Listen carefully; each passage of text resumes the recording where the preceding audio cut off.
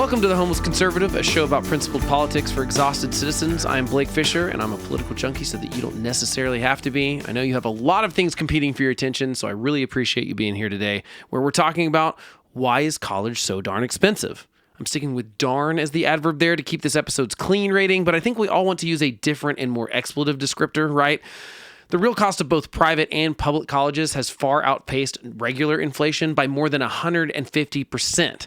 A couple weeks ago, I talked about Biden's constant need to forgive student loans and how I think that one of my big problems about it is that it will just continue to increase the cost of college. My guest today is Jay Hall. He's an educator, author, and podcaster and has worked in higher education since 2006. He also happens to be married to my cousin. Currently serves as the Dean of Social Sciences at Oklahoma City Community College.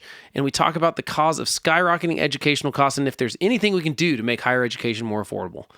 Be sure and stick around to the end to hear Jay's favorite minor league baseball team names. They are an absolute hoot. Here's my conversation with Jay. Hey, Jay. How you doing?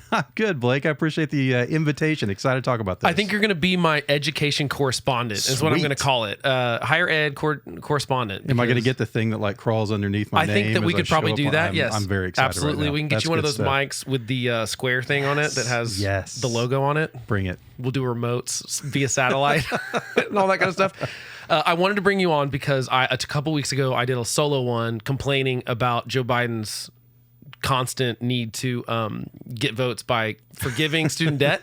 Right. And we're not talking about that part, but we are talking about one of the things that drives me the most crazy about it is that it will do nothing except make the cost of college higher when you just go, hey, here's all these loans that people took out and colleges maybe shouldn't have been, recruiting these sort of, especially when you've got a situation where I know there's a lot, and we already have forgiveness for this kind of stuff, but I know that there's been some problems in California when they switched to like, hey, if you're in the top certain percentage of your class, you get to go to a state school no matter what. Right. And there were a lot of like kids from very underperforming high schools that show up at USC and all of a sudden are like drowning in the fact that they've not been prepared for that at all. And they drop out in a couple of years. And that's not just a California problem. Right. Yeah. But I just know that it was specifically, it was just so easy to see that it's like, well, yeah, you're going to be pulling from the top 10% of some schools that are very poor performing, and then those kids just aren't prepared to go to USC when they've been at a poor performing public high school. You've got valedictorians with 13 ACT scores. Right.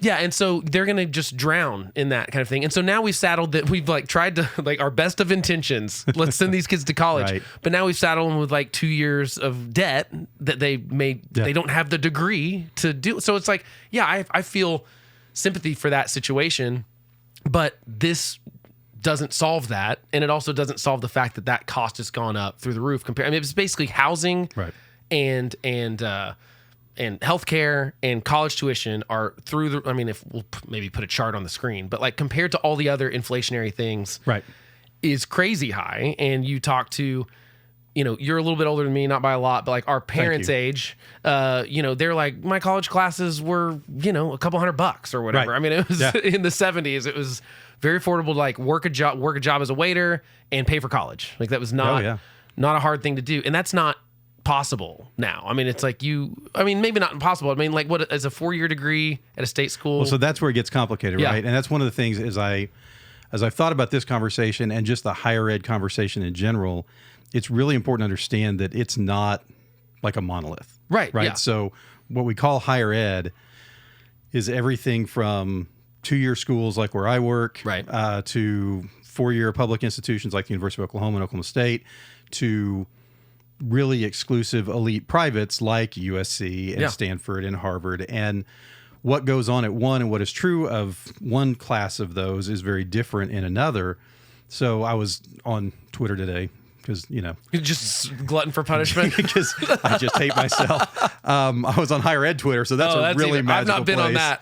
And they were talking about what's going on at Columbia University and that they've just switched to all online because of the protests and all that insanity. And in the comments, which is always the best part of any of that, well, we just need to shut the whole thing down. We need to defund all higher education. Like, dude, what's happening at Columbia is not what's happening at Oklahoma City Community College or at the University of Oklahoma. Like, they're just not the same. Or even down the street at whatever college is down the street from them. Yeah, I mean, in Brooklyn. They're so individual, and this idea that higher education is liberal. Well, go check out Bob Jones University or Liberty, right? Like it's not. There's such a variety. There's almost 4,000 colleges and universities in the United States. Numbers going down, by the way. Right, I would assume.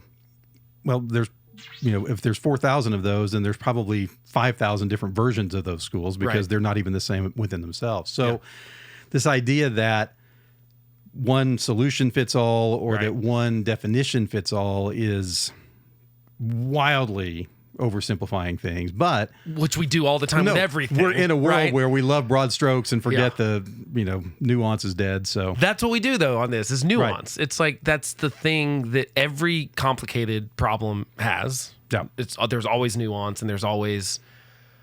You're right. 4,000 schools. That's a lot. It's a lot of schools. Yeah. So I guess that's the first question is like, what do you think are the main contributing factors to it having raised so much over the last 5 decades? So a couple of things. One, I think that's important to recognize. So when we look at inflation in higher education, you're right. I think I read that it's like up 800% since the 60s, since our parents would have been in college. Most of that growth took place in the 80s and early 90s. Yeah. So, if you look at a graph over time, then it's just this massive, exponential growth. If you look at it year by year, you see this big jump, 80s into the early 90s, and then it kind of flattens out. So we've been trying to figure this out for a while. Yeah. Having said that, I think there's probably, I could probably give you 20 contributors to this, but I'll think of just maybe 2 or 3 big ones. One is that everything's got more expensive. Yeah. And you look at small campuses and large campuses, just keeping the lights on is a whole lot more than it was last year. Yeah, much less 20 years ago, right? Because they're little worlds. I mean, they're little cities. Oh, absolutely. The big ones especially. Yeah, but even the smaller ones, because everything, you have food, you have housing, you have all this stuff that would take place in a town. Insurance costs and, just all that kind of stuff. So just like with all of us that we look at our checks and go, wait a minute, where's the rest of it? Yeah, this used to go Where further. did that go? Colleges are having the same problem. Couple that with the reality that, and focusing on public institutions here, obviously, the public input into higher education has gone down markedly in the last 2 decades. So when I started in school at the University of Oklahoma in 2006, 41% of the University of Oklahoma's operating budget came from the state of Oklahoma. Yeah. This year, I just looked it up, it's 23%. And that's actually up from 19% last year. So well done, state of Oklahoma, to help out a little bit. So the budget's actually getting cut or the budget's getting larger? I mean, obviously, percentage-wise, they're changing, but... It got cut. Okay. So when I was at OU, I actually TA'd. This is stuff that nobody cares about, but here we are. That's all right. I TA'd for the chair of our department. And so just talking about, it was budget time, and he had been told, we've got to cut 4% because the state is cutting the entire university budget by 4%. Then it happened again the next year. Now, remember, we're going 2006, 2007, 2008. Yes, yeah. So there's no money. Yeah. So those budgets were getting cut. And then because things got more expensive, even that same amount of money isn't the same percentage that it was before. So I think both those things are at play. But when you have this reality of everything costs more and the second most significant source of funding is going down. Yeah. That money's got to come from somewhere. Yeah. And, in education, anybody who's graduated from a school gets a phone call once or twice a year from usually a well-meaning student who's been put in front of a phone and said, hit people up for money. Yep. I've been to 3 schools and taught at 2 more, so I get 10 of those phone calls a year. You're welcome. Great fun. Those phone calls aren't, hey, we need to keep the lights on. Would you give $1,000 so that we can pay the electric bill? Right. Right. Or would you give $500 so we can pay Jenny, the receptionist, this week? They're building buildings, it's scholarship funds, it's that kind of stuff. So your fundraising doesn't help with that offset with operating expenses. Another huge income source is grants. Well, grants are very restricted. Yeah. And very rarely do you get a grant that says, pay the light bill with this. Right. It's scholarships and it's those kind of things. And they're generally probably niched to some desire of the grantee, right? Yeah, I mean, it's they're so restrictive, and they're awesome when you get them and you can use them. But occasionally you do have the problem of, we have this grant money, we can't use it because it's so restricted, we can't do anything with it, and you can't pay the light bill. So that leaves tuition. Yeah. And fees. So then, you begin to see that number go up because they've got to keep things going. So those are the two big ones, but I'll give you a couple of others because I think it's worth thinking about. One is the regulatory environment in higher education has basically been handed off to these regional accrediting bodies. And so in Oklahoma, all of our schools are accredited by the Higher Learning Commission. Okay. And the Higher Learning Commission essentially sets the standards and the expectations by which education operates in higher ed. Yeah. And they come between every 4 to 10 years, depending on how you're doing and if you're, meeting expectations, whatever.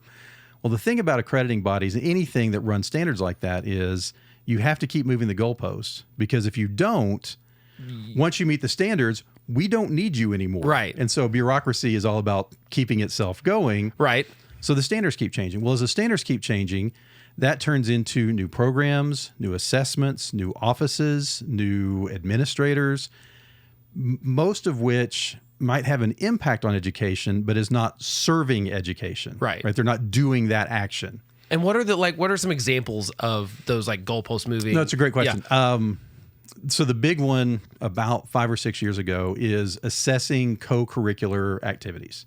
So the assessment of educational activities, what's going on in the classroom, is basically you're saying, we claim to be teaching students this. Right. And then we assess it. Yeah. Did we actually teach them that? Did they learn this? Yeah. Do they write more effectively than they did when they got here?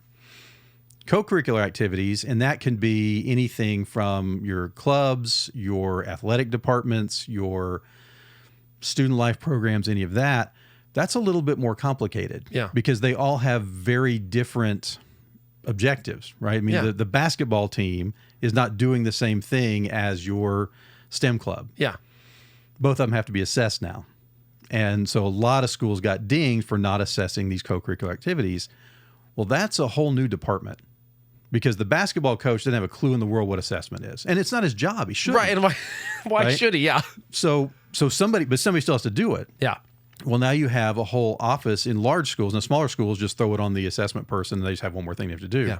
In larger schools, you now have whole offices of co-curricular assessment, which might be a director, or, if you're really excited, a vice president or associate vice president, whatever, of co-curricular assessment, who has a cadre of assistants and assessors and all this kind of stuff. And so you now have an entire new office that might have just a couple of people in it, but it might have 20 people in it, depending on the size of your institution and what you're having to look at. And that's just one example of lots and lots and lots of things that just keep coming forward. And, so you become top heavy because you've got a lot more administration. You have a lot more costs related to things that are not instructional. Right. Which is the purpose. That's the whole point of it, right? Higher education. I mean, there's other things in that as well. And I think we need to be mindful of that. But the reality is all that stuff costs money. Yeah. And again, it's not coming from the state. Yeah, you can't get grant funding for co-curricular assessment. So it's interesting. I mean, it's really just an unfunded mandate, essentially, right? It's the state. Yeah, the state goes, we're not going to give you any more money, but you have to do these things. Yes. And good luck. Yeah. And obviously that's going to get saddled on the students with tuition. And if you don't do it, and the problem with the way the system is set up, and this is a whole other conversation, is if you don't do it, then you're at risk of losing Title IV funding, like federal funding, and then you're done. Yeah. Close it up unless you're Harvard, and then because Harvard doesn't care. Because they got $150 billion in the bank. They're fine. They could live off the interest of their endowments forever, and that'd be fine. And they could pay for every student's college and live off the endowment, and they'd be fine. Yeah. So you have to play ball. It's not like, oh, we're not going to do that. You have to get in and go with it. So it's unfunded. It's a mandate, but you have to do it, and otherwise you're going to get findings. And if you get findings, then you lose.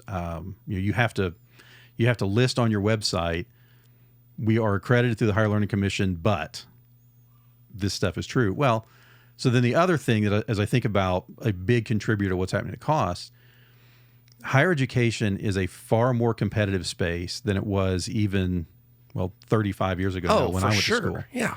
You have fewer college-age students, and you have fewer students now who plan to go to one school and stay there for 4 years. Right. That's just not, it's hard to say it's not the norm, but for a lot of students, that's just not how they're operating anymore. So you want to compete for those students because those are the ones that you're going to get the most revenue from because they're with you for 125 hours, whatever it turns out to be. So you have schools that, a couple of things that I think have led to increased cost. One is you have public schools that say, okay, if you are from an adjoining state, you no longer have to pay out-of-state tuition. Right. You pay in-state tuition. Or like the University of Arkansas where my boys went, you pay 110% of in-state tuition as opposed to 200% of in-state tuition. Yeah. But 90% has to get made up somewhere. Yeah. Right? And you're going to get more students from neighboring states because they're closer. Now, the kid from Michigan's still going to pay more. Yeah. But you've got a ton of students from Oklahoma and Texas and Kansas, wherever. Those students aren't going to pay the same rate, so you're losing revenue that you would have had from out-of-state tuition.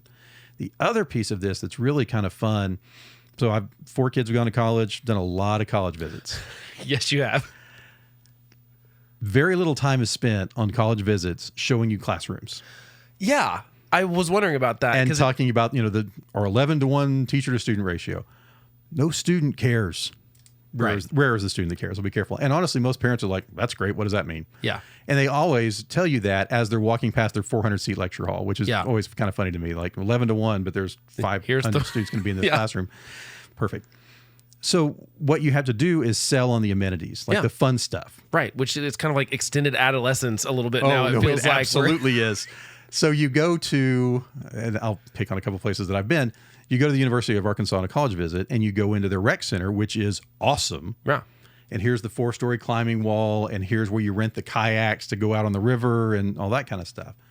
You go to the University of Colorado, and again, phenomenal rec center, and then they take you through this massive basketball gym that's for students to this glassed out windows that look out over the mountains, which is amazing, I'm right? Sure, yeah, Boulder, you got to Colorado. take advantage, yeah. But then you look down and see the Ralphie the Buffalo-shaped swimming pool that's sitting outside the thing. It's like an all-inclusive vacation to Mexico. It's absolutely. But there's a swim-up bar, I probably. will tell you, like the students, as they're on that tour, they're into it. There's a Ralphie the Buffalo. Now, could you describe a classroom? No. Now, part of it is we spent 2 seconds in there as we were kind of walking past to get to Ralphie the Buffalo. Well, that stuff is fun. It's necessary. I mean, I like that we have this world where college students can enjoy being at college. Yeah. Like that's great. On the cost side, most of that stuff is built with donor funds, right? So that's where they call and say, hey, we want to have a fundraising campaign. We're going to build this thing. We're going to have a Ralphie the Buffalo swimming pool. And won't that be awesome? And donors are like, where do I sign up? Take my money.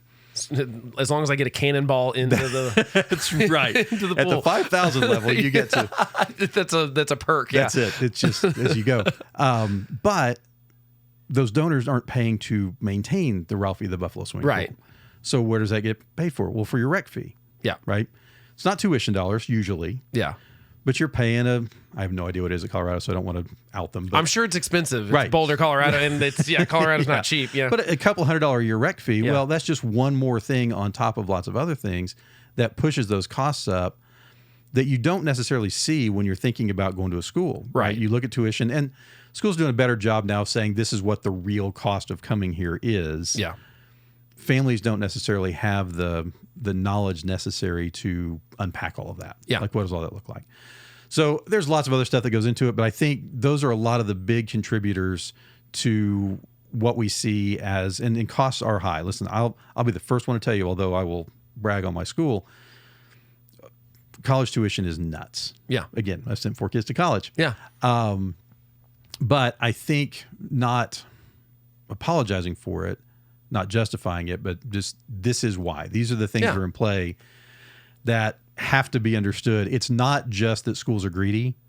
There are some that are. Oh, of course. Yeah. No, but it's in order to survive at the level where they're expected to survive, this is kind of where we are right now. Well, I think there's also, I have all those contributing factors, and then you tack on top of it that the government's going to come in that check for the loan like the next day. They don't have to wait for the money. They're not and so there's there's a weird, health insurance is kind of similar in the sense that, like, in some ways, you've got really not a competition for dollars. You've got a competition for the rec center. You've got a competition for look how pretty our school is, look how fun it is. You've got all these sort of competitions, and even some of the education things come into play sometimes. It does come up. It does come up. It's important. It's important sometimes. I'm sure it gets probably more niche down to like specific degrees and stuff, especially where it's like, we have a really great school for this kind of thing. Absolutely. Because that's why I went to where I was going. I was doing audio production. There was nowhere in the state that did it. So I went to Nashville, and they had a similar thing actually with a school out there that was like, if we don't have the major here, I could get like in-state tuition at a school. Right. Anyway, but like some of that stuff is, if you're not competing for that though, it's like no one's really paying attention to how much the cost is, because I think there's probably a lot of kids that it's not quite the same as going to the NBA and all of a sudden being a millionaire and you came from the streets kind of thing. Right. But it is a little bit like that in the sense that there's probably a ton of kids that have no idea what this really means and what that loan's really going to be like in the future. No. And they sign up for just way more than they really needed to do. Because I certainly had friends that did that. I also had friends that were like, no, I'm going to go to OSU OKC and get my first 2 years, and on the incredibly cheap, basically free if they had some scholarships and stuff. Right.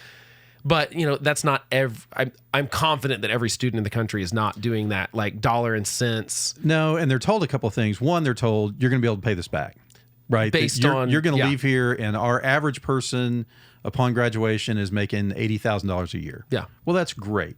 Your art history degree is not going to do that. Yeah, right? Depends on the major. So there's a ton of that. Not your art history, but just in general, art history in general. But the other piece that they don't talk about interest, they don't talk about some of these other things, and it is a recruiting tactic to tell students you can max this out, and if you max out your loan amount, you can live on the rest, because school's going to cost you 75% of this. You get to just keep the other 25%. And then that's going to pay for living costs, and it's going to take care, we see this a lot with adult students. You can, take care of your kids, take care of your aging parents, whatever. You've got this money without the understanding that at some point you're going to have to pay that back. And that's how a loan works. You're right. Right. That's how a loan works. But if you're, again, not thinking through all the implications or don't fully understand all the pieces of it, that sounds like a great deal. Yeah. You mean I can go to college and get paid? Well, I'm in. Let's do this, right? Yeah, I hear about people all the time like buy an Xbox with that extra money. Oh, no, totally. And then it's like... Well, because they're told this is yours, right? Yeah. This is literally free money from the government for you to go to school. Right. Kind of. But not ultimately. Well, and I think it's very clear that they were sold it like that because of all the people that support the cancel my debt kind of thing. And it's... and to me, I just go... Like I said, that's a whole other conversation. But for me, it's like, okay, but someone's paying that. And it's normally the 66% of the country that doesn't go to college, or the 88% that paid it back, or whatever. Right. It's a lot. And so, okay, so I imagine with all of the extra stuff that gets built in, rec centers and oversights and audits and all this stuff, you're going to end up with a ton of staff that has nothing to do with students at all, as far as like education or teaching or even interacting with them, right? I mean, like...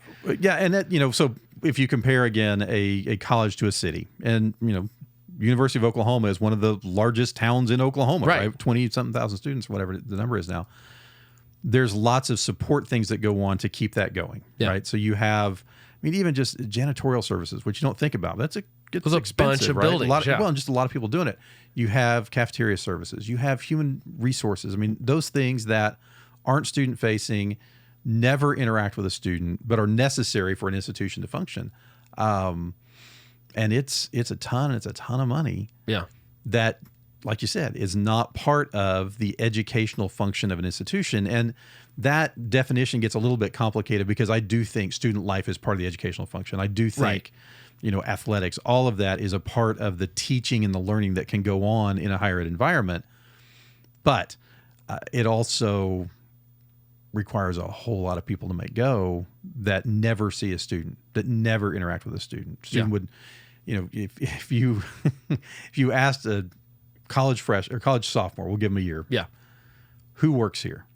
What kinds of people work here? You're going to get professors, you're going to get deans, you're going to get the president because they've seen the president, you're going to get their advisor because they've interacted with them, maybe some of the support staff in their college or because they've seen them. That's going to be about it. Yeah. Because that's who they know. But there's more janitors than deans. Right. Like by exponential amount. Yes. Yeah. And there should be. Yeah. They're more useful, quite honestly, in a lot of places than deans. I say that as one. Yeah. No. So how do we think that affects... So if you've got a bunch of administration and things like that are obviously you have to pay for, there's all these jobs that go along with it and stuff. Do you think that it's that does the teaching staff also have this is not my world, obviously. I went to one semester in that school in Nashville, and then I got an associate's later. So not my world, and it was downtown. It was definitely not campus life kind of thing and all that stuff. But how much is there a workload problem for both students and teachers, as far as like we are maybe paying some professors too much money for too little work, and maybe we need to increase in America, because I know, like, I read a thing about like Cambridge or whatever expects you to work for 43 hours a week or basically on school and stuff, and we're doing sort of like some people are most students are maybe sub 15 hours kind of thing a semester or something. Or well, you get into this fun thing of what is a credit hour, how long should it take, how long does it really take, and the truth is, if I'm allowed to say this given my role, not all credit hours are created equal. Right. There are some classes where you're going to spend far more time for 3 hours than in intro to whatever. That's just the nature of it, right? And you trade that off. The thought process typically is that for every hour you're taking, you can expect 9 hours a week. So 3 hours in class, and then 6 additional hours doing whatever it is you're doing as part of that class. So it does become a 40-hour week job, right? Okay, That didn't happen very often. Okay. I mean, rare is the student. Now, again, it's going to depend on discipline and just how that student operates, how the classes operate. Well, especially if we're trying to retain those students, and so we're probably, I'm going to guess the professors that give 6 hours of workload to a 3-hour class are a little more prickly in that kind of review process at the end than maybe some. I don't know. The reality is that doesn't impact it very much. Doesn't? Okay. Because, now again, I can speak well of the schools that I've worked at, but I think most schools, the faculty, their involvement in retention in those efforts is not what the institution's efforts, they just don't have that same mindset. I didn't know how much like downward pressure was coming from above. Well, even when it comes, it's kind of like, well, okay, that's cute, but I'm going to teach my class. You know, you've got somebody who's taught the same class for 30 years. They're probably not going to change that exam. Right. I mean, they're doing what they've done for a long time. It would require a lot of pressure to move that. And within the tenure system, right, that professor just tells the administration, thanks, I got this, move on. My situation is a little bit different because they're year-to-year contracts, and so, you know, we have a little bit more ability, but also even year-to-year schools aren't like, well, you didn't play ball, you're out. That didn't happen very often. Well, I didn't know if it was more, it's probably more of like the pressure of keeping the students around. Like, you know, I don't know if that is, I felt like when I went back, because I went as a, you know, like college freshman at 19 or whatever, and then I went back as an adult at 27. So much I guess more mature then. Yeah, I mean, not really, but I just didn't. So I'm in class with a bunch of 18 and 19-year-olds. Right. And, you know, now, to be fair, going to a school with a bunch of musicians, and so it's a whole different vibe. A whole different vibe, for sure. I get that. But all the time, it'd be like, I'd be the only person that turned in an assignment. And the professor might be like, well, I must have done something wrong. And it's like, you didn't. I knew it was due today, and I did it correctly. It's just we've got a bunch of musicians or whatever. There is a lot of that challenge, and I think everybody's seeing it. I think schools like Oklahoma State Community College, that is an open door institution, which means anybody can come. What's happened in student preparation for higher education in the last 4 or 5 years as a result of COVID and kind of all the things that went on as a part of that, and what's going on just across Oklahoma in K through 12 education, which, again, for another day. Well, and I assume a lot of places. I mean, you're right. But not everybody has what we have. Yeah. I'll stop there. Yeah. No, we'll have you back for K through 12 at some point too. Don't worry. Maybe after I retire, I got to keep my job. But that preparation gap is far wider than it was when you went back to school. Yeah. Even when the gap between when my oldest went to school and now, watching my youngest daughter, who's a freshman at OU, and just what they're ready for. And the freshmen that we see coming into O-Trip, they're just not ready in the same ways. So that has landed a lot on professors because they're realizing students don't write as well as they did. They're not as prepared to be accountable. Yeah. Because we have this system in K-12 where it's like, hey, get it in when you can. Yeah. Which, and there's lots of things contributing to that. God bless K-12 teachers. I'm so glad there's still some of you around. Yeah. But it doesn't prepare them then for the world they're coming into. Right. And so, yes, in order to keep them around, we can't fail everybody. Yeah. Now, I may have some faculty who disagree with that statement, but we shouldn't fail everybody. Yeah. So we have to then think about how do we help them keep going? How do we help them prepare? And we're doing some really cool stuff in my division in particular about how do we think about like working with our comp classes in history classes so that we're helping students write history essays, and helping them think about it. And we're not just teaching history. All of that is a part of it.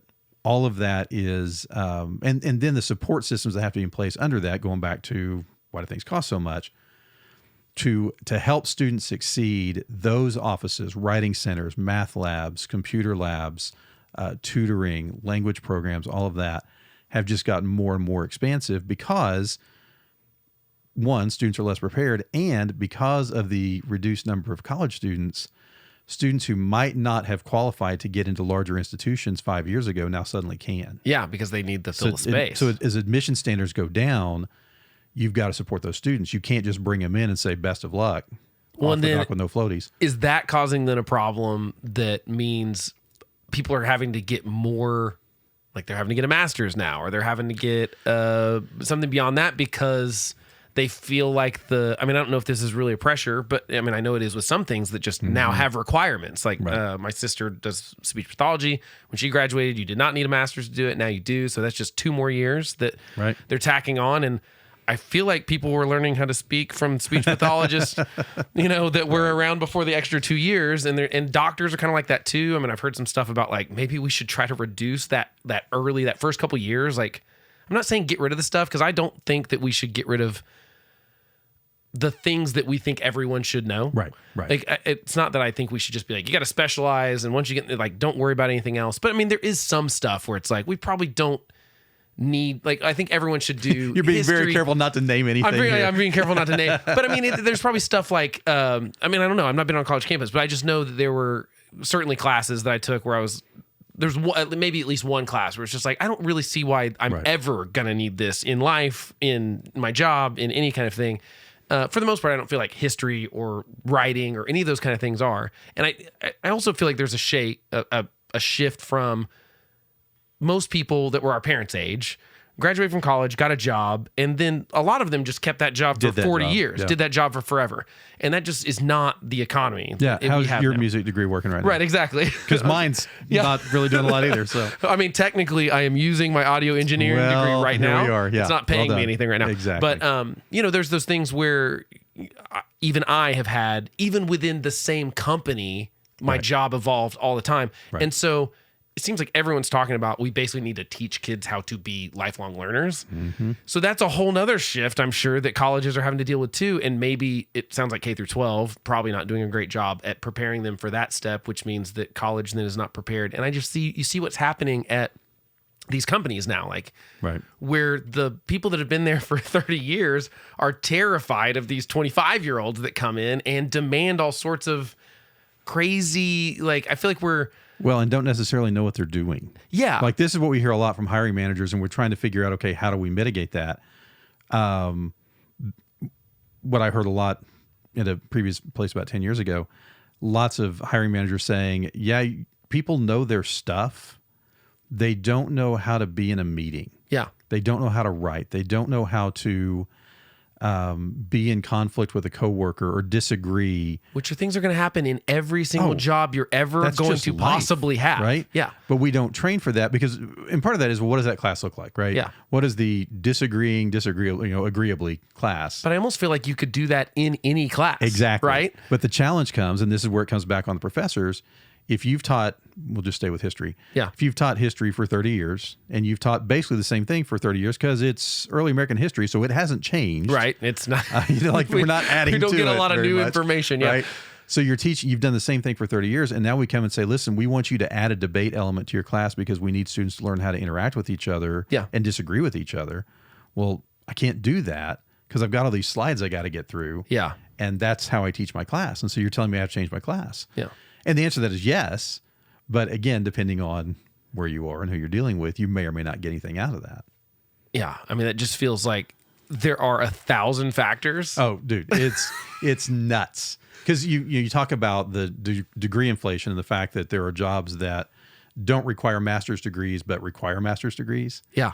And it's largely because it's like they don't even look at the stack that doesn't have it, but it's not a requirement. Yeah. That's why they do it. Is it eliminates hundreds of potential applicants if you say you have to have a master's degree for this job that doesn't really require one, but we're cranking out MBAs, and masters in leadership and these other accessible degrees. I'll say it that way. Because at this point, you probably have to choose to drop out of college to fail, maybe, no, you can just fail. Okay. You can still do it. I didn't know how much they were really dragging kids along to keep their money. Trust me, it's still possible.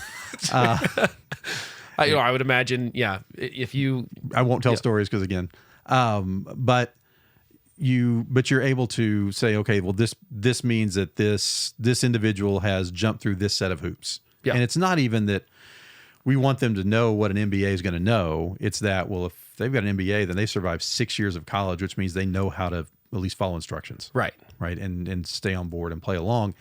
We'll teach them how to do what we want them to do. Yeah. And now we don't have to wade through 100 more resumes. Right. But it seems like that's, if you don't change anything about that course, eventually it's going to be that way with that master's degree too, right? It's like just going to keep going up. And so what sucks about that is that all we're doing is going, oh yeah, well, they've sat through school for 6 years. So but you don't really know any more about, which I know some companies are now, some of the tech companies are starting to say, we're not even going to look at a degree. It's not even the requirement now. And there's certain jobs that are absolutely ridiculous to look at a degree anyway, especially in like information technology that changed so fast that doesn't really matter. What you learned is about probably certification. Yeah, it's already out of date, technically. Now, history, not the same, or architecture. There's certain things that are like, that stays the same for the most part. Yeah, we'd like buildings. I'd like someone to have a good degree for that. But so I wonder if there's is there an incentive structure that needs to change about how the money flows from the government to through student loans to the universities. I've heard of some universities doing things, I think it's mostly smaller, like community colleges and stuff, where they have to compete for those places and saying like, hey, you're only going to have to pay back what you, like a percentage of what you earn after you get a degree. I've heard of some people, I can't remember what they call it. It's if you hadn't brought it up, I know exactly I think I wrote it down. I've find been it in the middle of it. What do they call it? The income share agreements. Yes. Yeah. That link tuition payments to postgraduate. Yeah. That earnings. basically, if you say, if we don't get you a good job, if we don't do what we told you we were going to do, we said we were going to do. Yeah. And there's lots of different models of that are going on right now. It's a risky proposition. I would assume so. And it has not been tested in the courts yet. And it's going to be. Yeah. Because at some point you're going to have a student who goes through a program, feels like, they got whatever they got. They go out into the world that either doesn't have jobs for them, or that the job that they are preparing for is not making enough. It's not going to hit that threshold. Yeah. So the school is going to come back to them harder than somebody else, and they're going to get stuck. Like, well, I signed up under this understanding, but here, I'll give you an example. When I started grad school, I was told, and our cohort was told, you guys are starting grad school at a great time because there are tons of professors who are baby boomers who are reaching retirement age. And so when you guys finish your master's, PhD in 4 or 5 years, there's going to be a ton of people that are no longer in the workforce. That was in 2006. Yeah. 2008 happens. Mm-hmm. They don't retire. Yeah. Or when they do retire, they're not replaced. Yeah. And so now we're being launched into a work world that doesn't have jobs. You got way more people that want the job than... And that's true. I mean, honestly, that's been true of PhD work forever. That if a school graduates 15 PhDs in a discipline and hires one... You can do the math on that pretty quick. that ratio just doesn't work out the way. And then you've got 8 years plus of... You've invested in all of this. You've invested and you can't find a job. I get that the part of that sucks. How much of that is needing to pare back some of those degrees that are, that's a bad example, like a PhD, but just because it's so specialized. Right. But there obviously, you mentioned the art history kind of thing or something like that. How much of that is like, we need to, is that where like OSU go like, hey, why don't just one of us do this degree? So there's someone needs it. Like they don't like, do we need, is there some of that needs to happen as far as? I think so. I think, as we think about how to deal with some of this, there's an extent to which cost control really does lie with the institutions. Yeah. And thinking about, okay, I don't want to be the guy that ever says we need to do away with art history, we need to do away with whatever. I think it does make sense that it not be everywhere, because we don't need that many art historians. We don't need that many. Anymore. Yeah, exactly. I think we need them. Yes, for sure. We desperately need them, but we don't need. There's not a major that's probably not like that, because you need. Probably think one or two, but you're right. Yeah. As far as like, we need one expert in the country on some weird thing. You know what I mean? Like I saw, this is like totally unrelated, but probably because he probably got a degree in it. I saw one of those true crime shows, and they had to fly in some expert on some bugs because they found these bug legs in the shoe, and he had to, it's like, we probably need a couple of those in the country, but we don't need, to be graduating hundreds of them or whatever, Right. It's like, we need some of that stuff. But yeah, so I don't know if that's well, and that gets really hard. And you see this all the time. You see schools that are contracting. You see schools that are, I think the University of Oklahoma just closed their organ department, like pipe organ. Yeah. Again, because there's only so much call for organists, especially now on the planet. Yeah. But it's also a thing that's been a part of the institution for a long, long time, right? And so it impacts lots of people, and you've got to think through all of those dynamics. And schools aren't real fired up because it doesn't look good outside. Like, even if it's a great, we're doing this to save costs, and this is a program, and I'm about organ, I don't know, but it hasn't been successful, and we don't have a lot of students, whatever, to say that we are contracting degree programs is an alarm bell. Of course, yeah. Unless you're thinking about it, well, this is a cost-saving measure, and this is how it's going to help, and this is how it's going to matter, or we're going to roll that department into something else. In the state of Oklahoma, it's interesting because if you, as an institution, propose a new degree, one of the things that the higher ed regents look at is, does that degree exist somewhere else? Are you duplicating somebody else's work? And the other institutions actually have the ability to say, hey, we're doing that, so we don't think they should. Right. But that's for new stuff. Yeah. Right.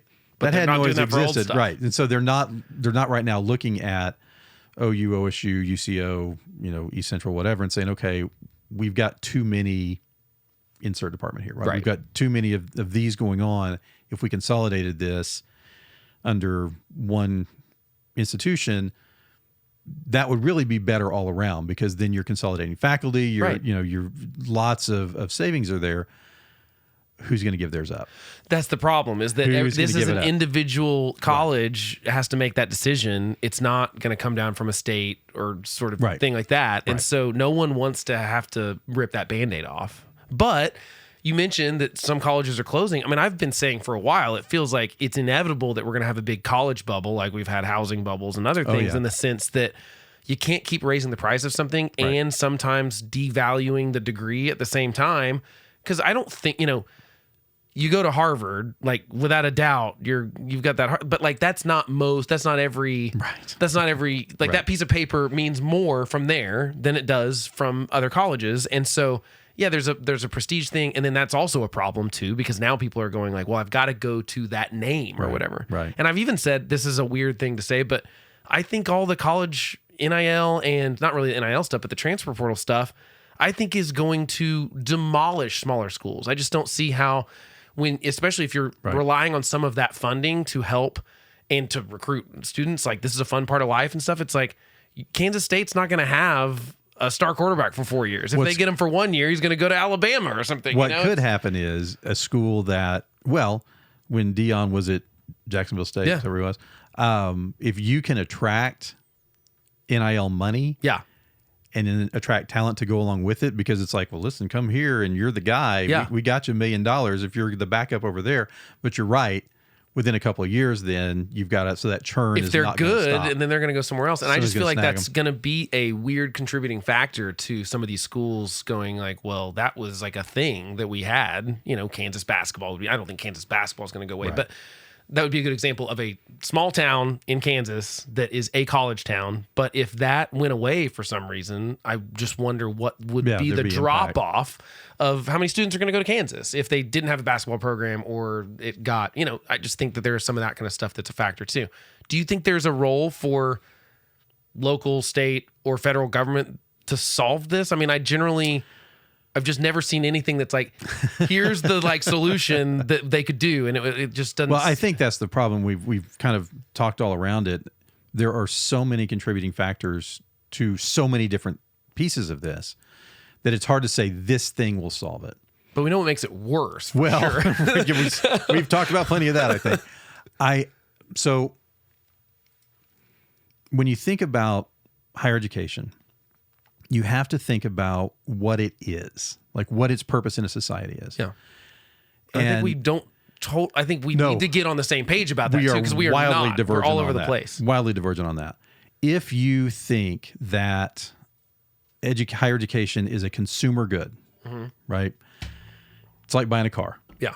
You buy the car you can buy. If you're willing to get a loan to get more car, that's on you. You make that decision. If we're going down that road, privatize everything and just let the chips fall where they may. Yeah. Now, that's catastrophic for a society. Just to be clear. And how many of the schools would close of those 4,000? I mean, it would be half of them or something, more. maybe. I mean, more. Wow. More, because there's, lots of public education is propped up. Yeah. And lots of private education is propped up by federal loans and Pell Grants and all that kind of stuff. And that's not the way to go. Now, some people are like, let's do that. That's perfect. Defund the whole thing, right? My Columbia friends on Twitter. Well, and that's everyone's first solution for everything. Just defund the whole thing. I'm like, just see what happens. Police, FBI, college, whatever. It's like, I mean, we should probably take a step back. Not an answer. Yeah. So if you think of higher education as a public good, and I think it is, I try to talk to folks like, think about the fire department. Yeah. I've never in my life had to call the fire department to save my house. Right. But the fire department has come and put out fires 2 or 3 doors down from my house that have kept my house from burning down too. So while it's never impacted me personally, as a public citizen, as a community citizen, it has made a difference in my life. Yeah. And I think higher education is the same kind of thing. Even if you don't go, living in a world where it exists is better. I agree. So then you have to, well, if that's true, then public funding has to come to play. I think where we've gotten in trouble, and this goes back to your conversation about the housing thing and about education, when the money is in the hands of individuals, the institution will do everything it can to get as much of that as it can because it can. Yeah. Right? So what's the upper limit on Pell Grants? What's the upper limit on military spending? So there are schools, their whole existence is to serve military students, which is awesome. Yeah. The military pays X number per credit hour. Guess how much they charge, right? They're going to max that out no matter what.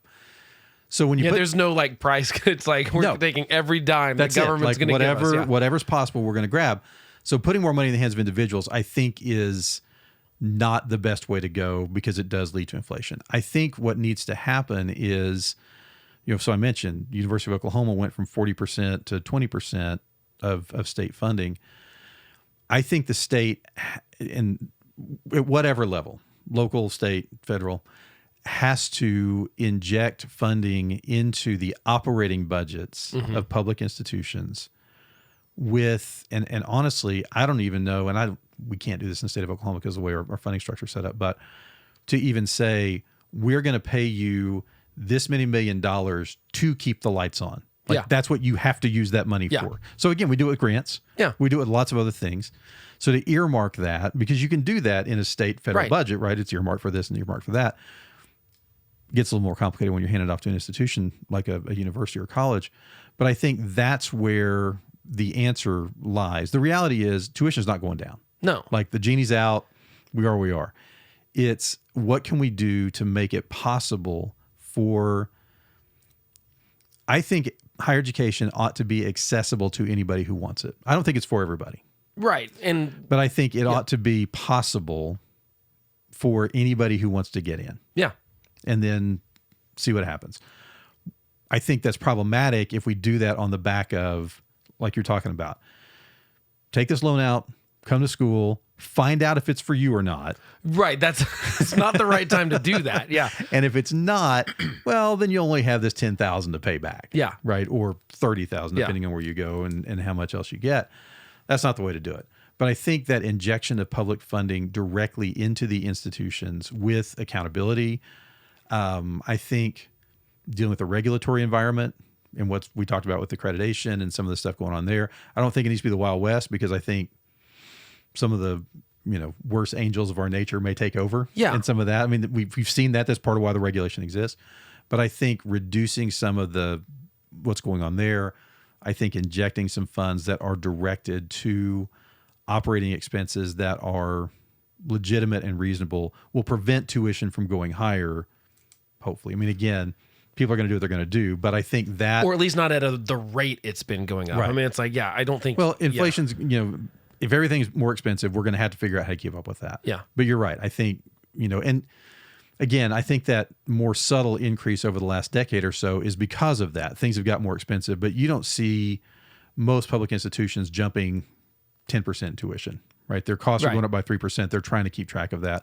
I think, honestly, to defend all of higher education in one shot, I think most schools are aware that this is a problem. Yeah. Because they're hearing it, right, from their students. They're like, this is too expensive. What are we doing?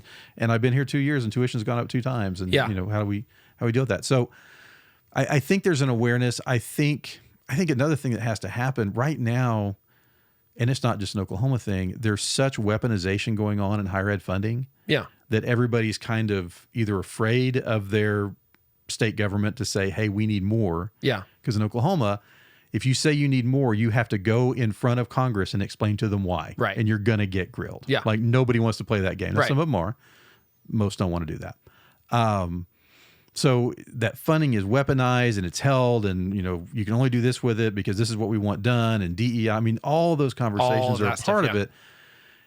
At some point, we've got to get around a table together and say, this is for the betterment of the state, for the betterment of this community, for the betterment of society. We need this to be functional. We need this to be effective. And in order for it to be effective, it has to be available. And we can't price our population out of this thing that we think is going to make our community better. Yeah, and I feel like there's that. It's interesting about like the DEI thing, because I feel like we are.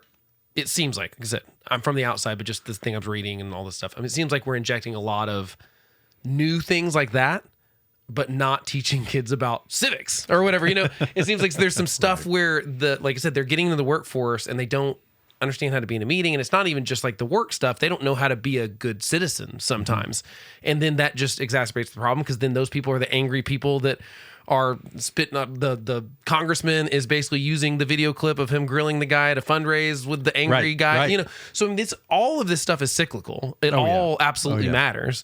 And I'm totally with you. I think it's a good thing. It's not for everyone. I think that we made a huge mistake when I was a kid of saying, you have to go to college. I mean, it was drilled into every kid that it was kind of like I feel like when I was, well, I mean, I know I did this because I thought about not going to college and being in a band. And I remember the pressure of feeling like people are going to think I'm insane. I'm a loser. Or I'm a loser. Yeah. I'm like, and I think that was such the wrong. Mm-hmm. I agree. It's like we should say it's available for everyone and it might work for you. But here's a bunch of reasons it might not. Like, if you want to be a plumber, like, you'll make a good living and you don't need to go to college for it. Well, and I think in that accessibility, I think we have to recognize there's different paths. Yeah. And when we think about costs,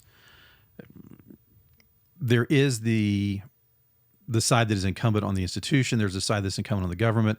But there's also a personal responsibility side to this that and some of, I think, the reason people make mistakes related to how much they spend for education is they don't understand what's available to them. They don't understand how to navigate the system. And so to say that it needs to be available to everybody, I don't think everybody should go to Stanford.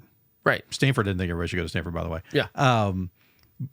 There are other paths to probably not an equivalent education, because Stanford's really good at what they do, but there are paths to an education that is going to get you where you want to go that don't involve that.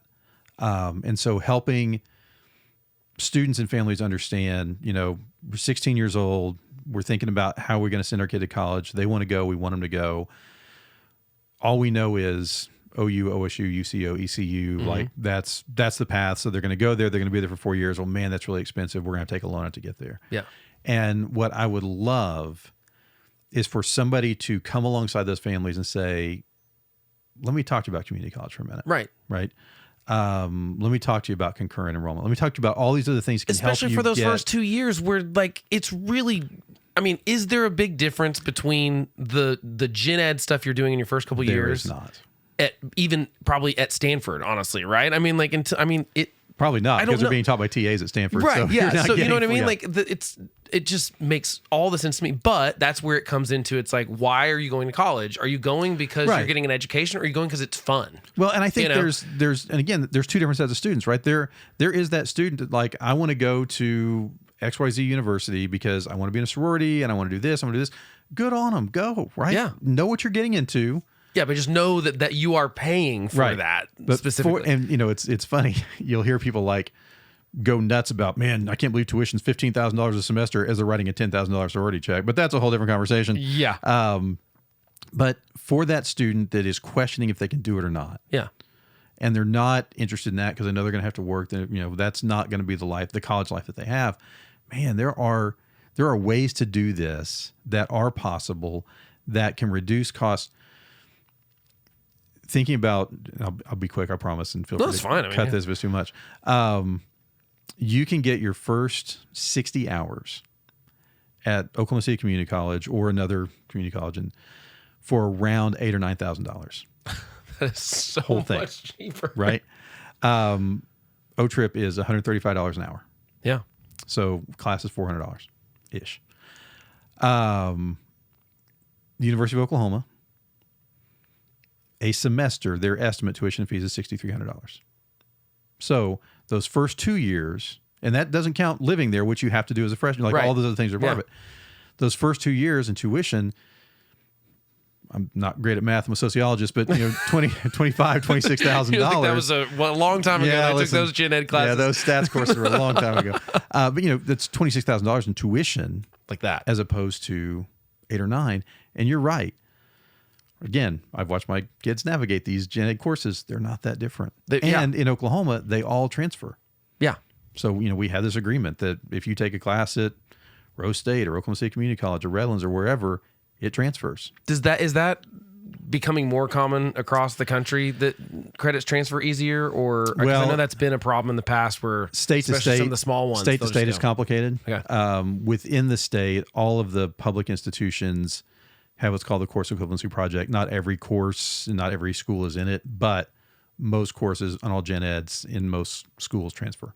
Yeah. So you don't have to navigate that. And most of the privates in Oklahoma have gone ahead and played along too, because they want to be able to transfer.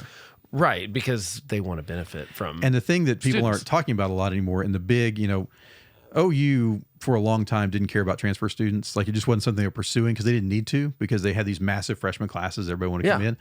Well, that's becoming less true. And so now they've opened a whole office specifically to court transfer students. And so again, if your goal is the University of Oklahoma or OSU or wherever, and you don't think you can do that, well, just know that 2 years from now with, you know, a degree from Rose, a degree from O-Trip, you're going to get there. Yeah. Because they want you. And they want you, and they're pursuing you. And there are all these pathways now that exist. So again, that goes back to, as a potential college student, just thinking through what the path might look like. And it may not look like you go roll in freshman year like you've seen on TV forever and spend 4.5 years there and whatever.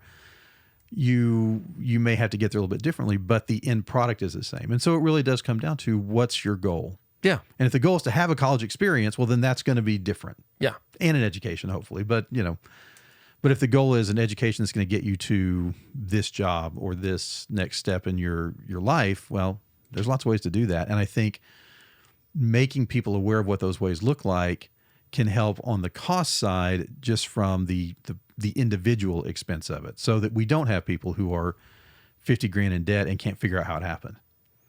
Is there a problem with, as I would assume, with all the administration stuff and all the audits and all that kind of stuff, you're ending up with a lot of staff and administrators that aren't probably have never worked in any kind of education stuff, right? I mean, they're going to be like, because they're good at whatever. They're a DEI consultant or something like that, or whatever the thing is. And do you end up with those people shaping more of, like, for example, the state that says here's the requirements and all this stuff. Are those people, do they have any background in education? It seems like there would need, like, it seems like there'd probably be a conflict of some people going like those professors you're talking about. They're like, I've been doing this for 30 years. And I'm sure there's some that are maybe a little too treaded in, and it's like, well, we have the internet now, so the date doesn't matter as much. I can look that up. I need to know why the thing in history happened. So there's some stuff where I'm sure have to drag people kind of kicking and screaming with technological changes and stuff. But it does seem like those people would be valuable people to go ask, like, what do you think the problems is? But is that happening at all, do you think? I think it depends on where you are. Yeah. It is true there are a lot more people from the business world and from other non-academic worlds that have moved into higher ed administration. And they bring a different perspective. And I think in some ways that's okay, because higher ed's not a business. It just doesn't work like that. Right. But there are business things we can apply to higher ed to make it more efficient. Yeah, I'm sure. And more effective at what it does. I mean, even things like let's look at scheduling, and let's look at class size, and let's look at enrollment, and let's stop running really small classes that we're paying a professor $50,000 a year to teach. Right. Here's my 2 classes. I teach a total of 10 students. Thank you for my check. Right. That happens, right? Yeah. So, business person looks at that and goes, well, that's insane. That's stupid. And they're not wrong. Yeah, they're not. So I think there's value in that. I think the challenge is when you only operate in higher education from a business perspective, you lose the thought of what education is, how education works, understanding that we're dealing with 18, 19-year-olds sometimes. Sometimes we're dealing with 40-year-olds who aren't much different than 18, 19-year-olds sometimes. I've noticed, yes. As I've gotten older, I realized, there's some people that you're just like this. It wasn't high school drama, it was you.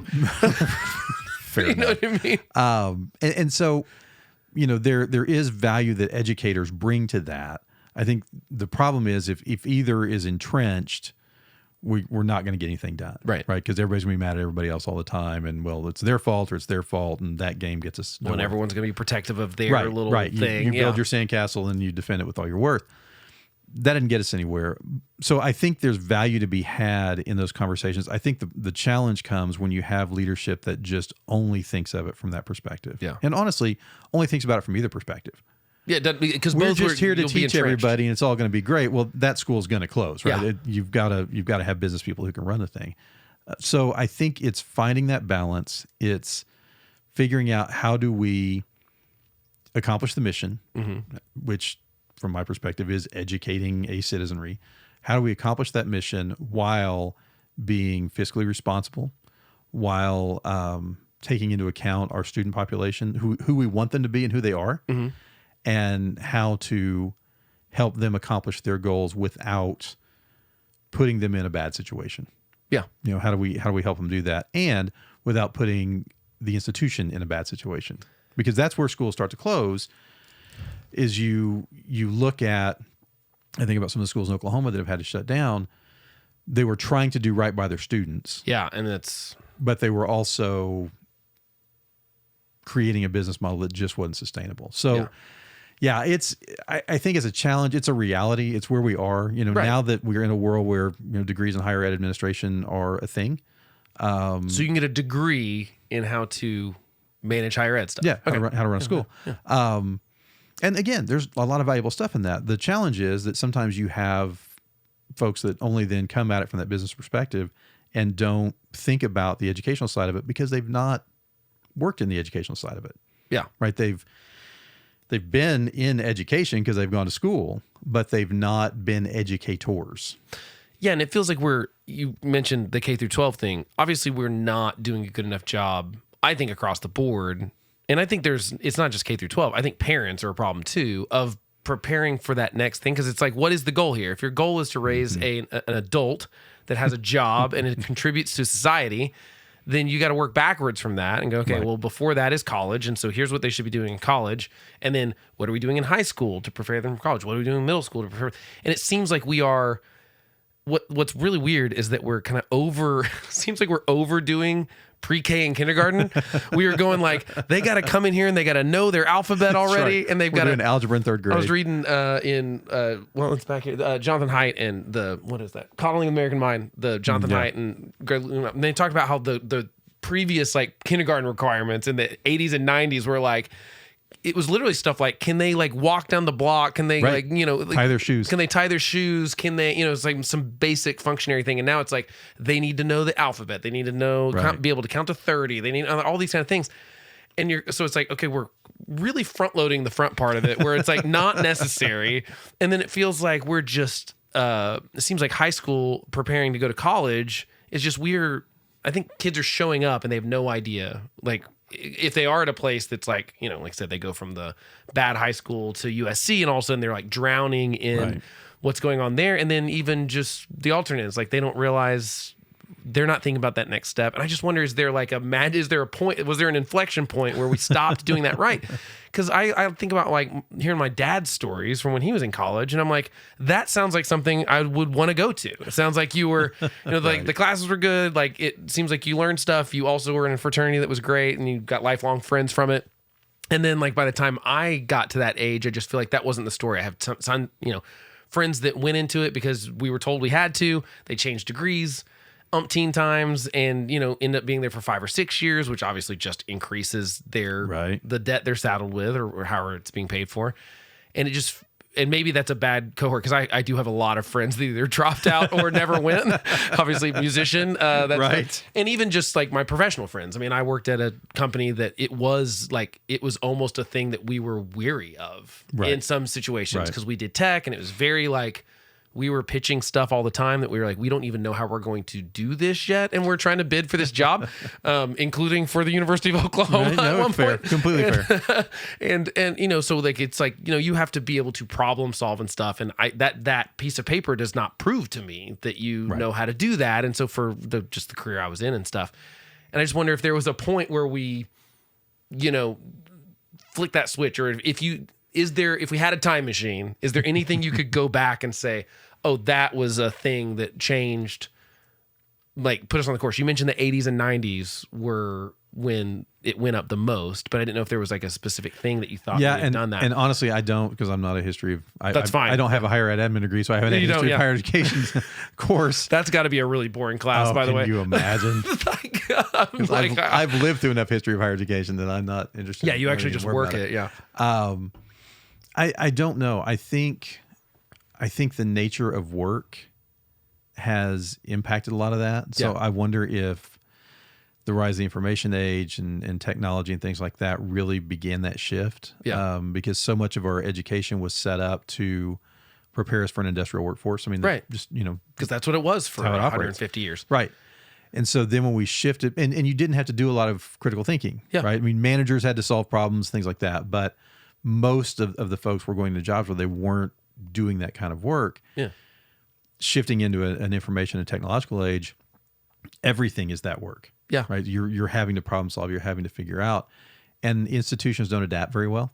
Right. Particularly ones that have been around for a long time, because their existence is basically to propagate their existence. I mean, that's especially because for 100 years it was basically the same. Not the same, but I mean, like, but in some ways, it really was. Yeah. I mean, again, some of these disciplines newer disciplines, we see that, but older disciplines have been what they've been because you learn from the person who taught you, and they learn from the person that taught them. Yeah. And unless you find someone in that, or you as a student are interested in, okay, well, what about this? Yeah. And that sometimes can be frowned upon, right? Hey, don't rock the boat.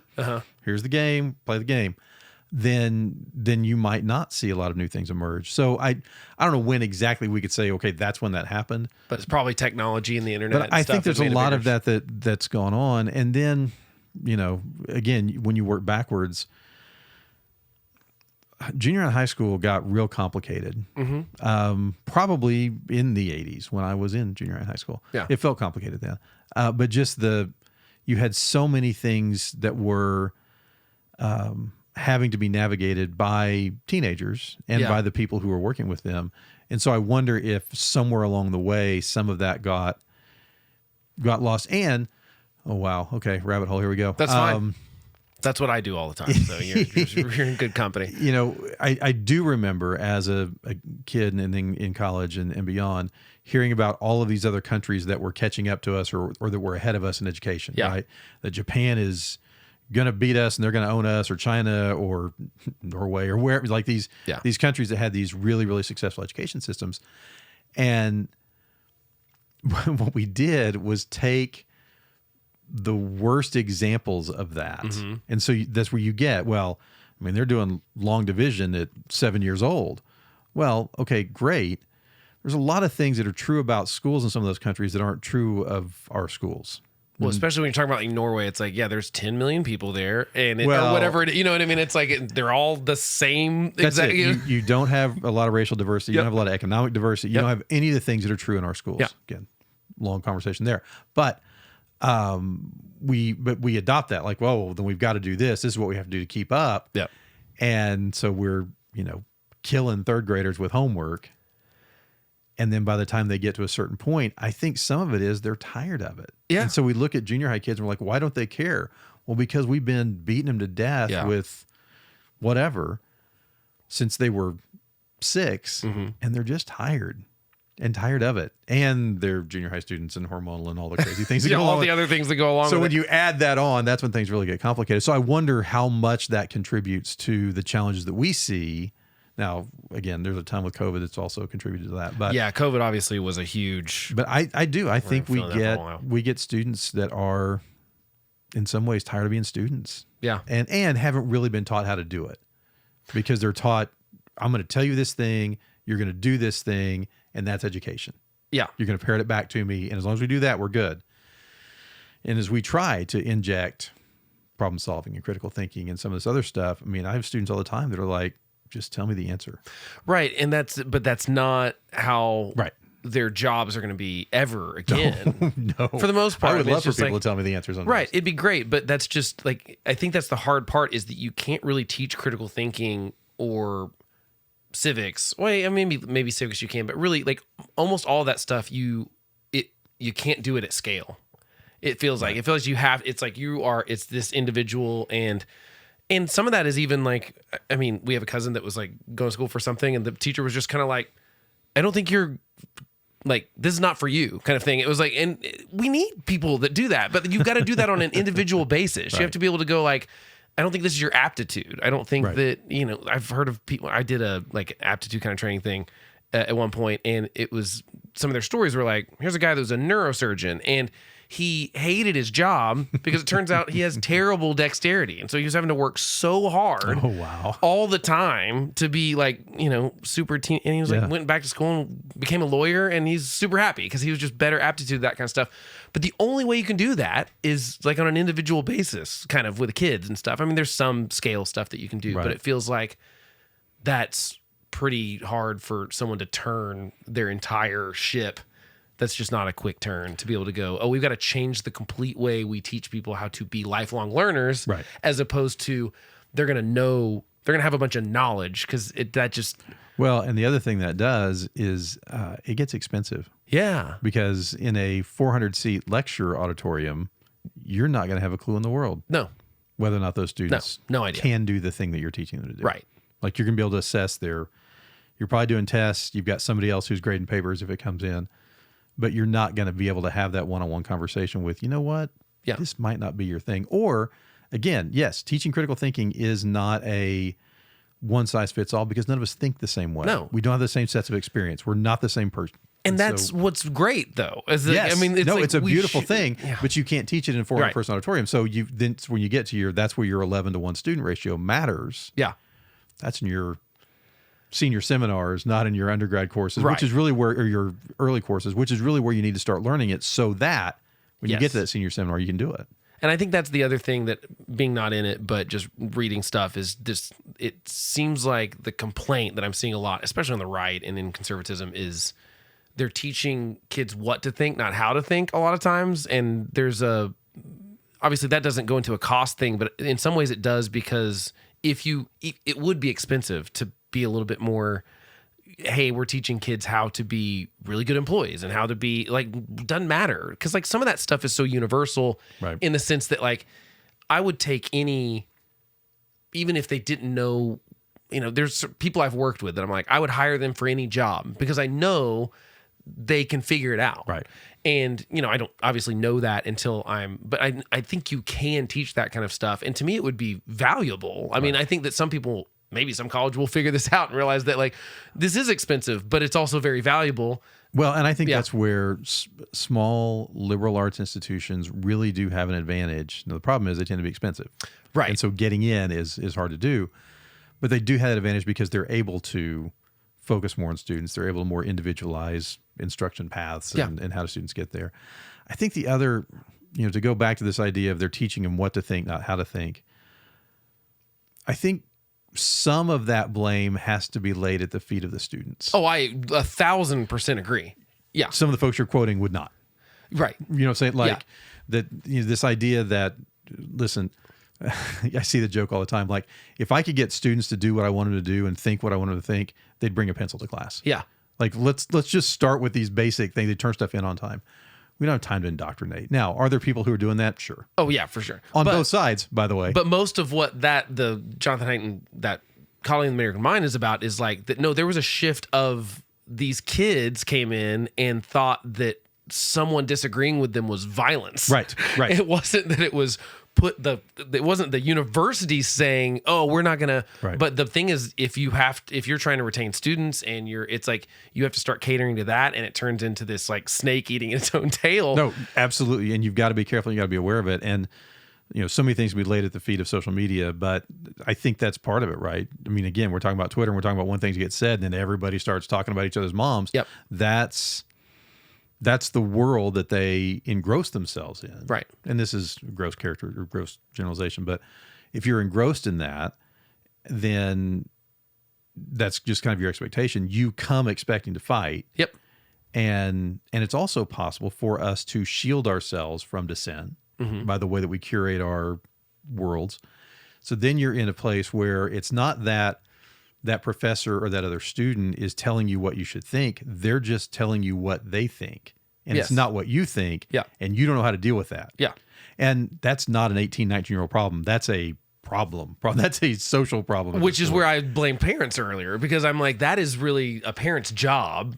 Right. Mostly, because I just think that you can't, like the state and K through 12 and college, like no one can really do some of that stuff. And for some reason, our kids got, the whole point of that book was like, our kids have never been safer physically. Correct. And yet they think, so now like ideas have to be the thing that are scary to them. And in some ways, like I said, I think the parents are mostly the problem when it comes to that, because I going back to the K-12 thing, Elise's aunt was a high school teacher for forever. And then it was like 2020, COVID happens, and she was already like, this is just totally different than it was. It used to be that I'd tell a kid, put your phone away, and you'd have to do it, or I'd take it the rest of the day. Now, if I take a kid's phone, the mom's up here yelling at me, being like, I pay for that phone. You can't take that phone away from my kid.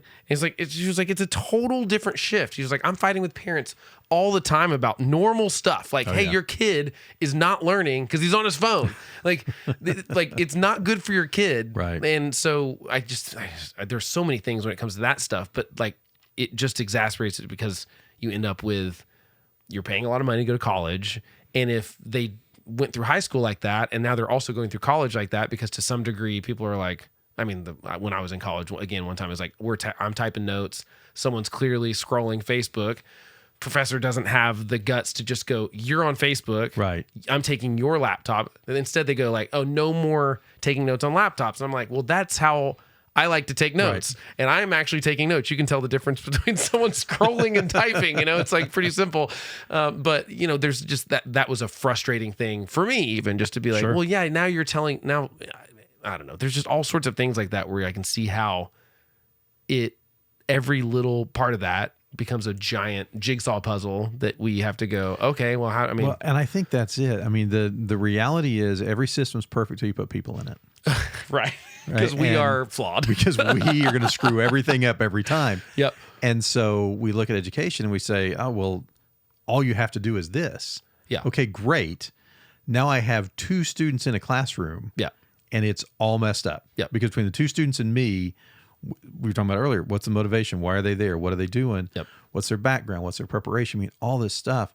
And so, yeah, there's so many moving parts. And again, we're in a society that wants to say, paint with broad strokes, this is the answer, this is the thing, or this is the problem. And if we just change this, we just defund higher education, or we just whatever.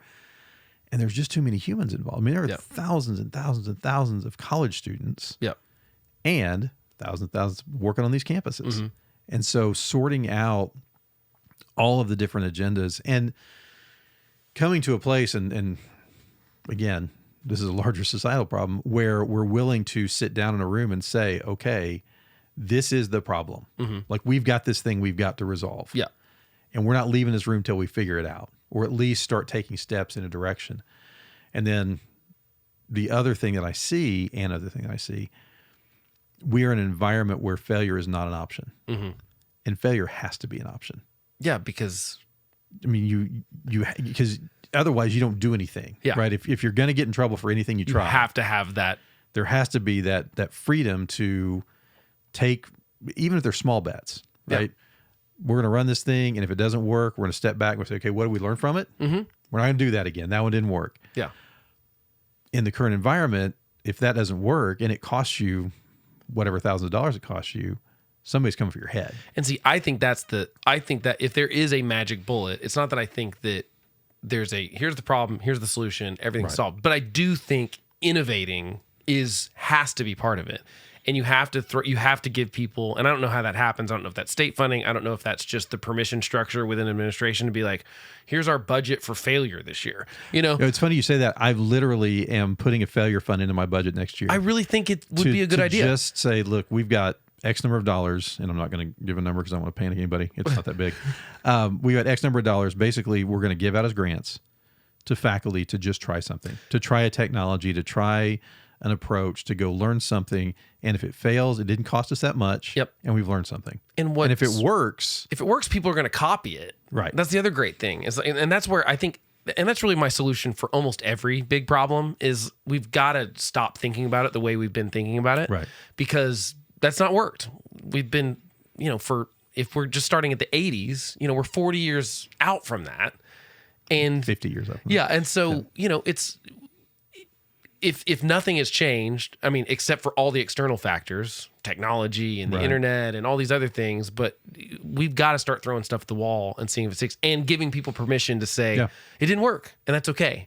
And because it will work sometimes. Right. And I think that's it. It's the assumption that it's going to fail, and it's not always going to fail. And then, okay, what do we learn? How do we iterate? I was at a community college conference about 3 weeks ago now, and I cannot tell you the number of times I heard the word agile. Right. Yeah. That we've got to figure out how to become more agile, because these structures are so entrenched that you can't move them.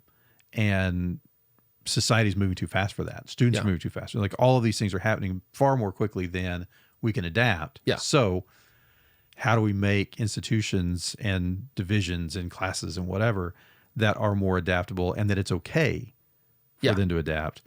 And again, going back to, and that it's okay to fail. It's okay to mess something up and own it and learn from it. And so this failure fund, one of the rules is that whatever happens, you have to report about it. So if it doesn't work, tell us why you think it didn't work. You don't have to know definitively.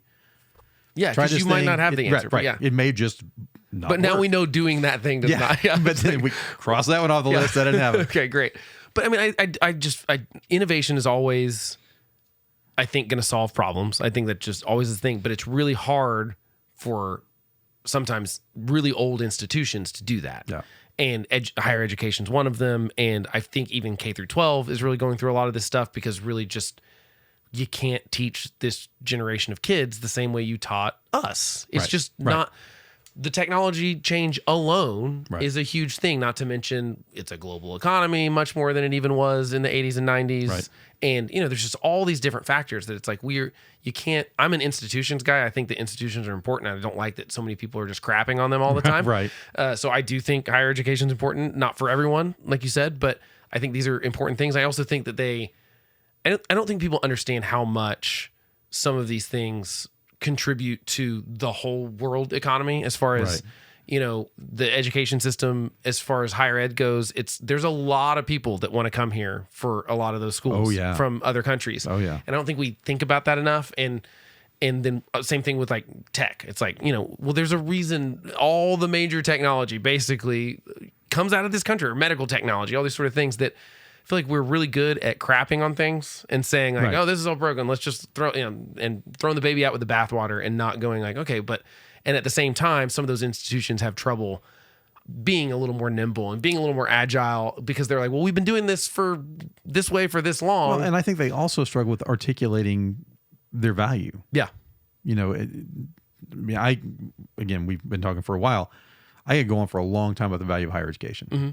Not everybody in it can. Yeah. Or would or wants to. It's just, it's college. You need to come to college so you won't be dumb. Yeah, but there needs to be you're right. There needs to be a more persuasive argument. Okay, great. Yeah, we don't want people to be dumb. I get that. But there's so much more to it. And I think, lots of institutions have that same challenge. Yeah. We just exist because we exist, and we're good because we exist. Because if we weren't good, we wouldn't exist. Well, that's not how that works. Yeah, and I do think politicians and leaders could do a way better job of doing that specifically because, like I said, for my entire life, all I've ever heard is you got to go to college. Right. And it's still not any more nuanced than that. You know what I mean? Like it's still, that's true. It's still, we're going to make sure everyone can go to college. And it's like, okay, but why? Because obviously 66% of the country pretty consistently has not. And it's not like we've got 66% of the country that's not employed or, it's obviously not required that we do it. And it is for some things. Like I said, I want my architect to have, to have a degree. I want my neurosurgeon to know what's up, to be well accredited, but I don't need, that's not across the board. And I think we've got to do a better job of having these conversations because, and I wish it would trickle down from, I don't think the federal government is going to solve this problem. But it would be nice if they were going, college isn't for everyone. Here's why we think college is important. Here's why it might not work for some people. Here's what we think needs to change about it.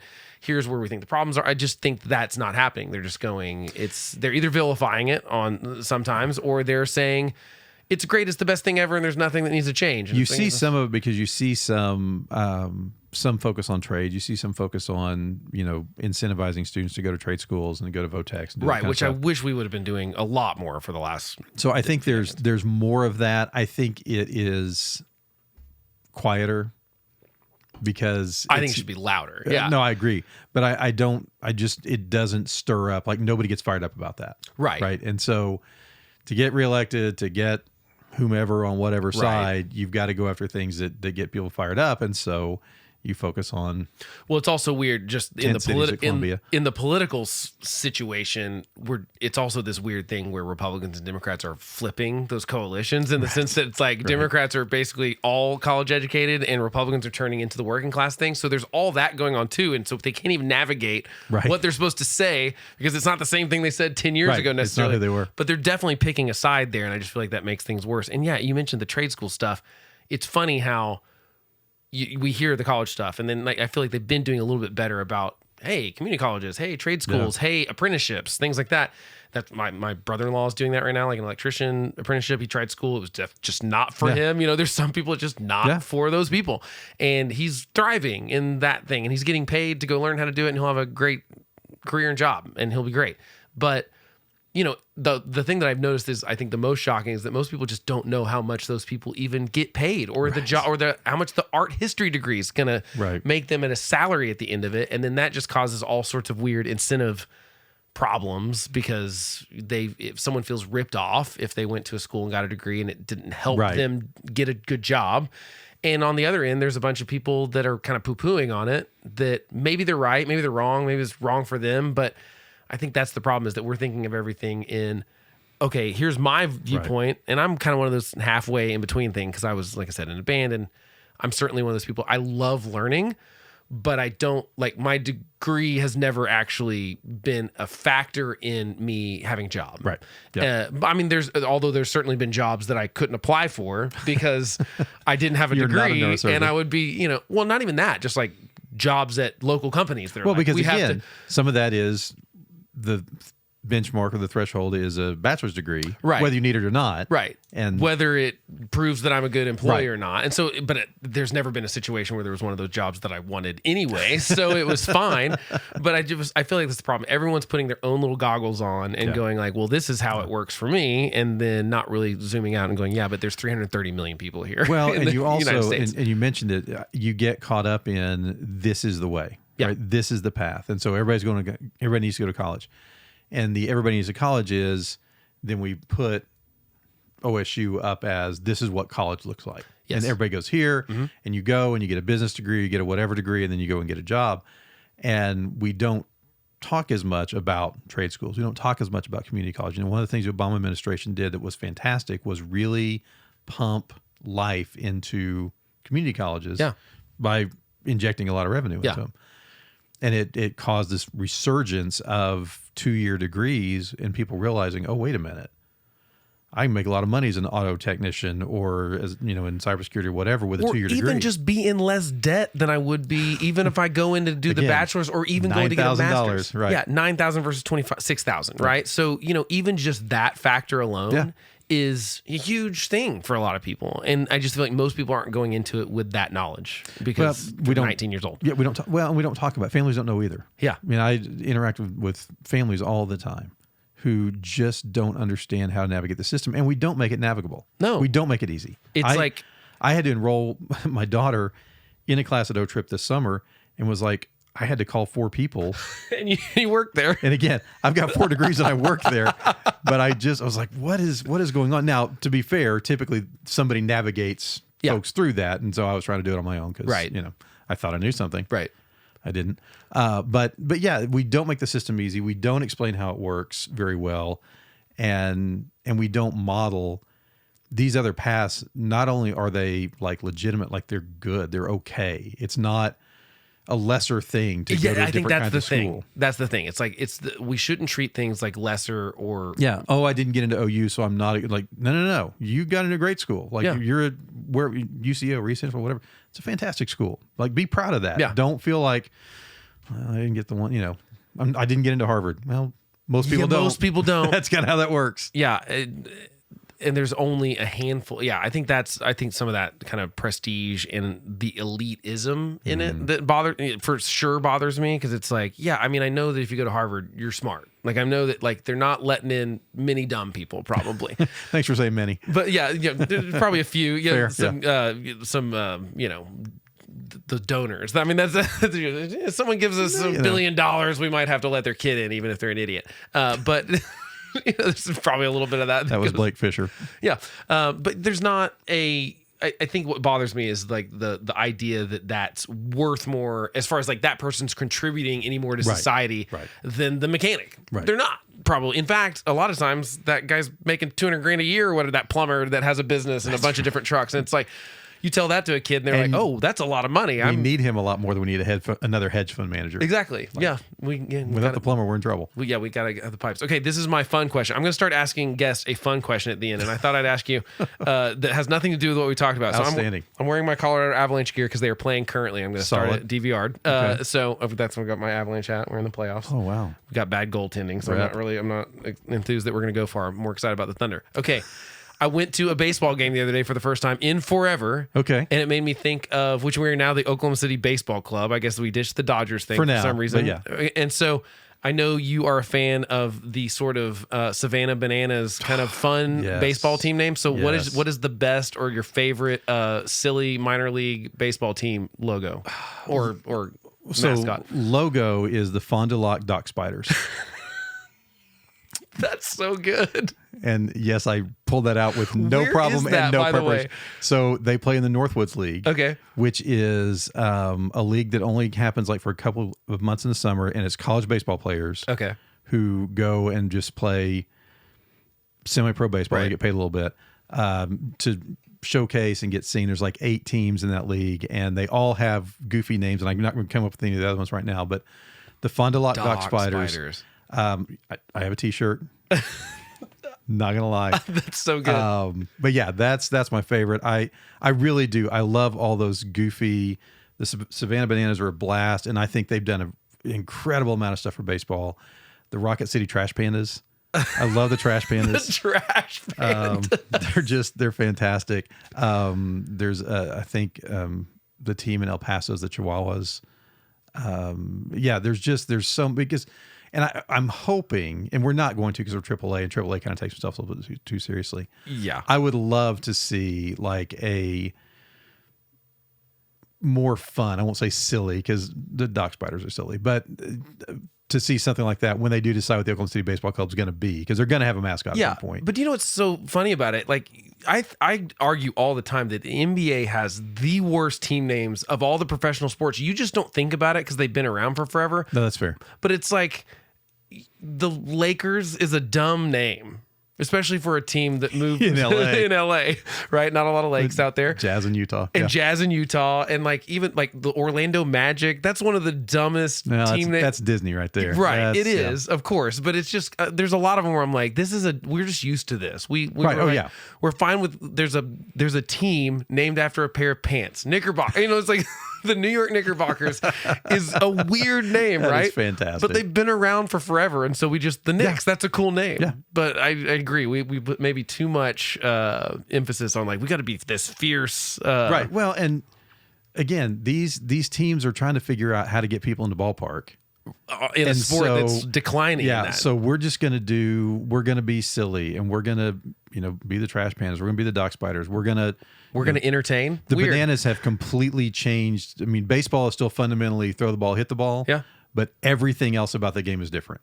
And it's super fun. Isn't that hilarious, though, that a minor league team in Savannah, Georgia? They're making more money. They're probably pulling in more money than some major league teams. I'm sure they are. Because their attendance is, I mean, good luck getting tickets. I think they're going to be in Oklahoma City again in like 2 or 3 weeks. It'll be packed. You can't get a ticket.